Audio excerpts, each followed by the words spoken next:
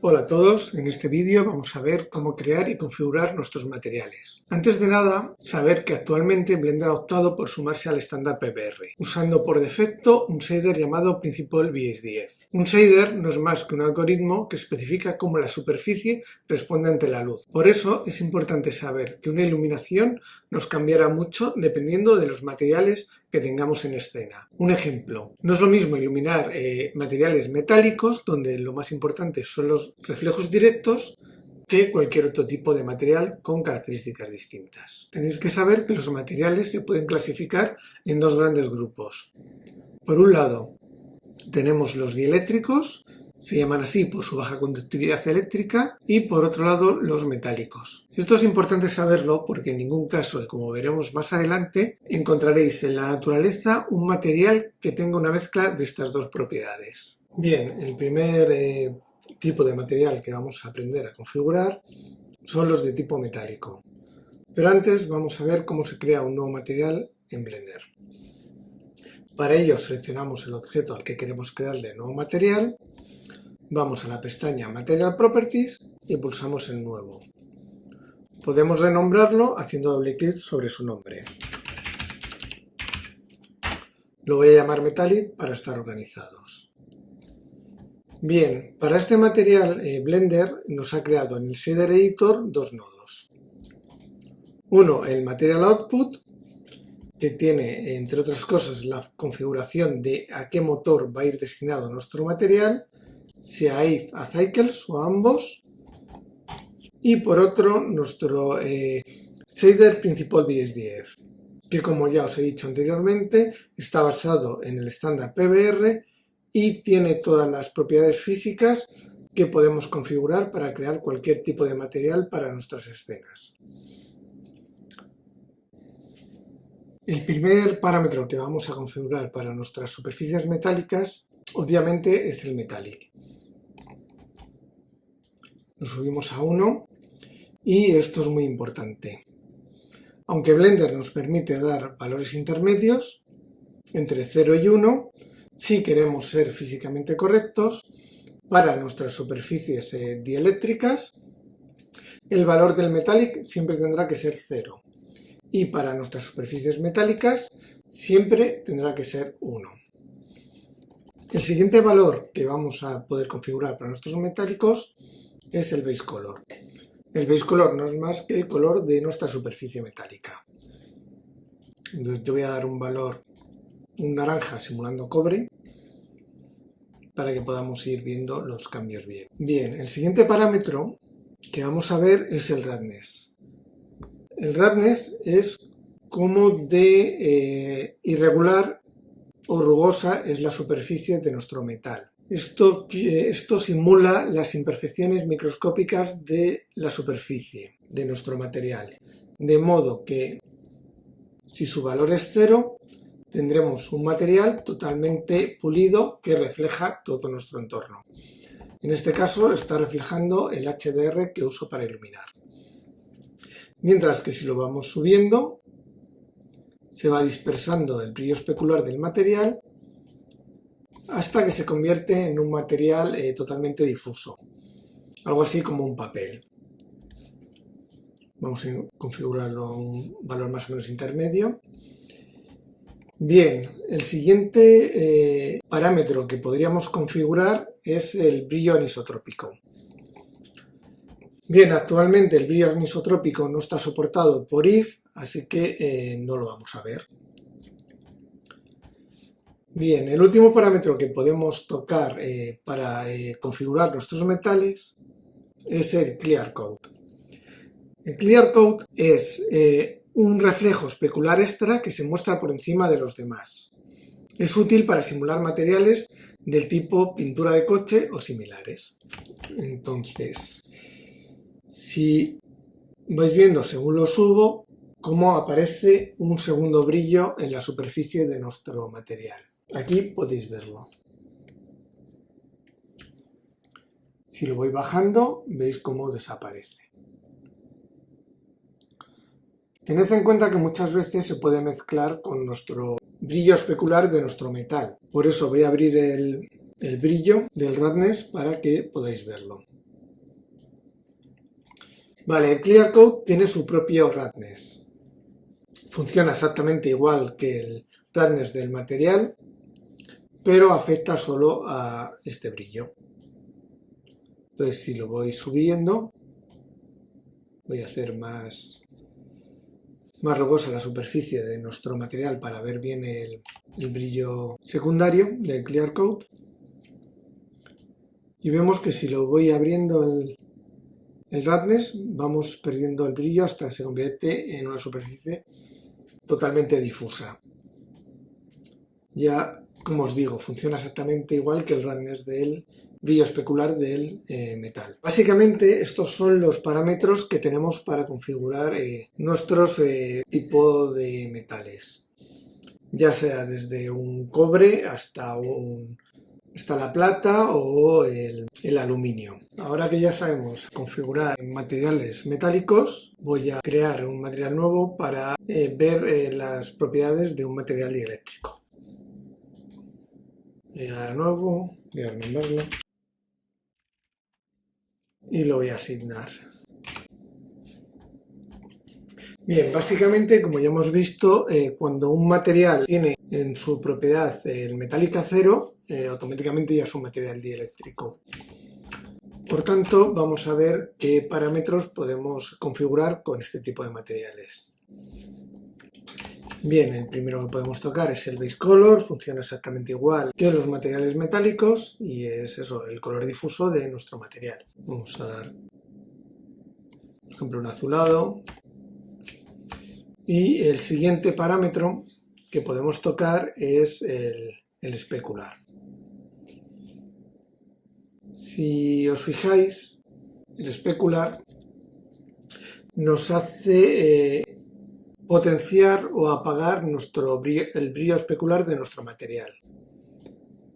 Entonces, si es 0 no hay brillo especular y si es 1 está potenciado más allá del valor más o menos normal. Digamos que si queremos ser físicamente correctos, el 0,5 es el valor medio que vamos a tener para nuestro material. Bien, lo voy a subir para que lo veamos potenciado y vamos a ver el specular tint. El specular tint es una propiedad que realmente no existe en la naturaleza, o sea, el brillo de nuestros materiales dieléctricos, a diferencia del metálico, siempre va a ser blanco. De hecho, es la mayor diferencia entre metálicos y dieléctricos. Si veis, si yo convierto este material en metálico, su brillo especular tiene el color de nuestro base color. Si lo bajo, el brillo especular tiene el color blanco. Entonces, el specular tint lo que hace es tintar nuestro brillo especular con el color base, algo así como si fuera un metálico. Por lo tanto, no es precisamente una propiedad física real. Entonces, siguiente parámetro. El roughness funciona exactamente igual que en nuestro material metálico. Si lo bajamos a 0, nuestra superficie es totalmente lisa, pulida, refleja el entorno. Y si lo subo a 1, nuestra superficie es totalmente rugosa y nuestro brillo especular totalmente difuso. El siguiente parámetro que podemos tocar es el sin. El sin determina la cantidad de reflejo difuso que se produce cerca de los bordes. Es como aparece en materiales tales como terciopelo o telas. De hecho, voy a cambiar el modelo para que lo veamos mejor. Voy a asignarlo a este modelo y vamos a subirle el parámetro de sin. Voy a oscurecerlo un poco para que lo veamos mejor. Se aprecia mejor en materiales un poco más oscuros. Y si veis, justo en los bordes del modelo, aquí aparece un brillo en el borde. Vale, al igual que el especular, tenemos un parámetro de tintado del especular. Podemos subirlo o bajarlo. ¿Qué otro parámetro podemos dar a nuestros materiales dieléctricos? Al igual que en los materiales metálicos, podemos añadir un segundo reflejo con el Clearcoat y ahí lo vemos. Funciona exactamente igual que como ya hemos visto. Podemos hacerlo más difuso o más definido.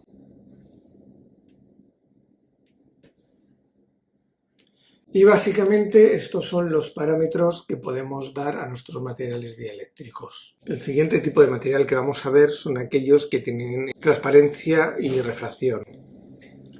Vale, este grupo de materiales está también dentro de los dieléctricos. Voy a cambiar el modelo, lo veremos mejor. Y voy a crear un nuevo material.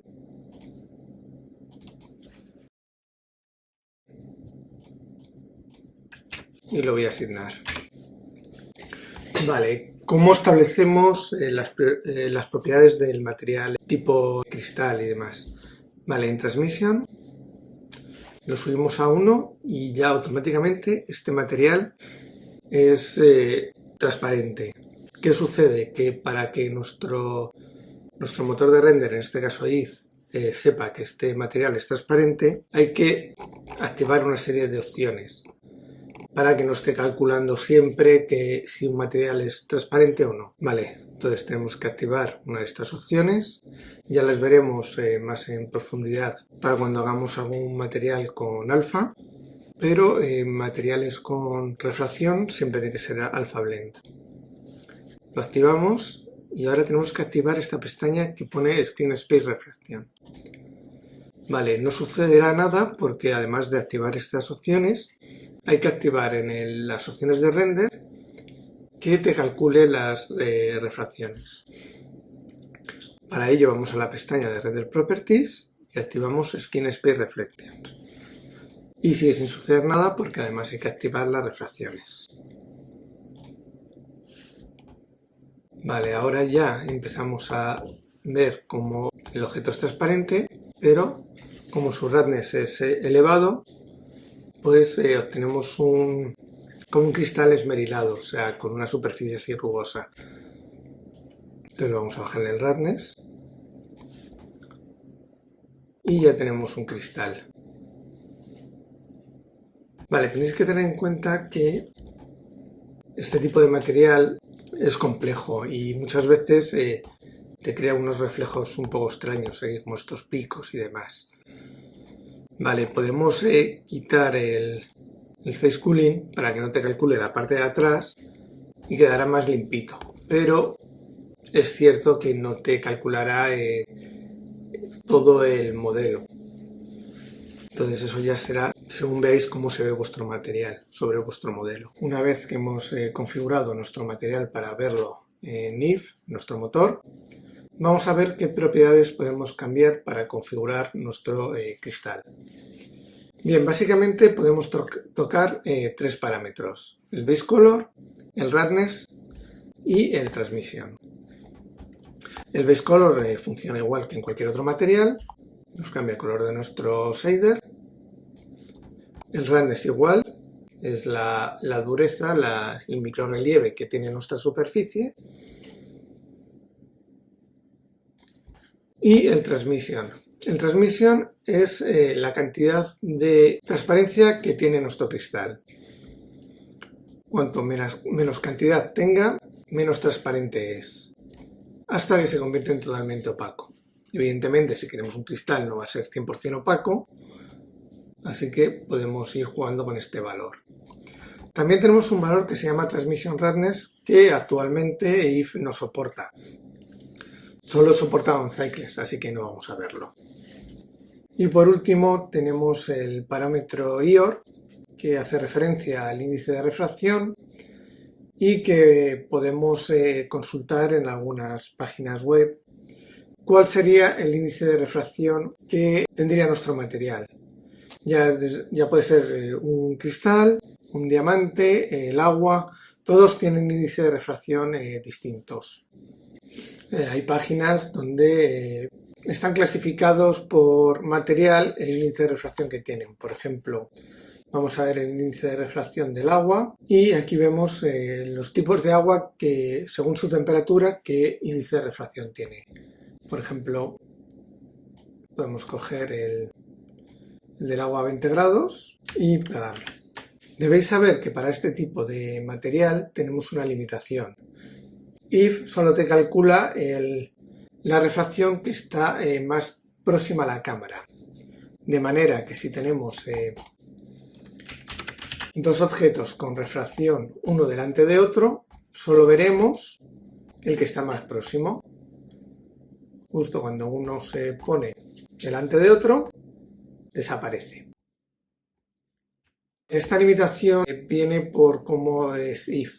IF es un motor de tiempo real y no puede calcularnos dobles refracciones. Sería muy costoso y perderíamos una gran cantidad de frames.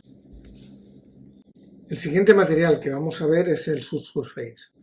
Este material simula cómo la luz se dispersa debajo de una superficie. Voy a seleccionar el objeto y vamos a crear un material nuevo. Lo llamamos subsurface y lo asignamos. Básicamente este tipo de material tiene tres parámetros: el subsurface radius y el subsurface color. Primero, el subsurface determina la cantidad de luz que se dispersa debajo de la superficie.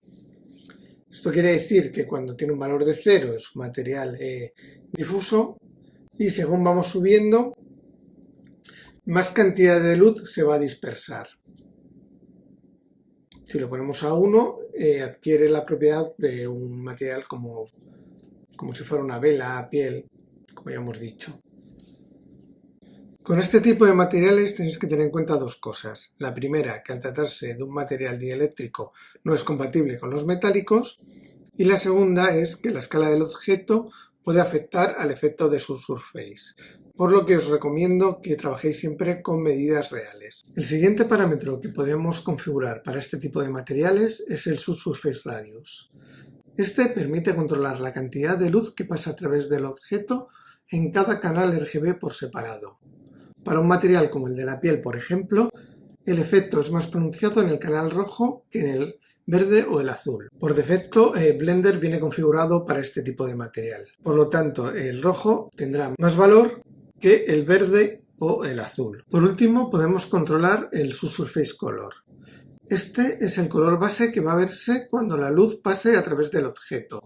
Combinado con el subsurface radius, permite controlar detalladamente el efecto de translucencia que queramos. Bien expresado en RGB y podemos cambiarlo.